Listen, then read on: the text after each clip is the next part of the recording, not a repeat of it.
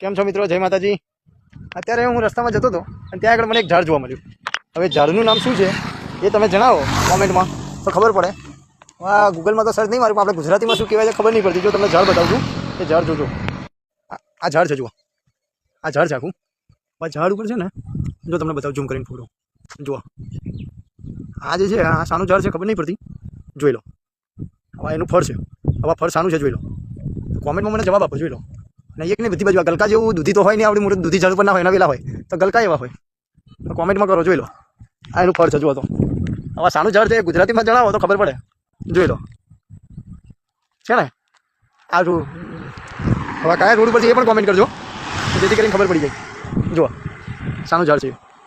તો મિત્રો ફટાફટ મને કોમેન્ટ કરજો અને મને જણાવજો કે આ શાનું ઝાડ છે એ ખબર પડે, જેથી કરીને હું કાલનો એ જ વિચારું કે જો ગલકા તો હોય નહીં, કારણ કે આપણે શાકભાજીનો ધંધો છે એટલે ગલકા તો હોય ને દૂધી ના, પણ આ કંઈક અલગ જ વેરાયટી છે, દૂધી જેવું જ છે એમ લાગે છે.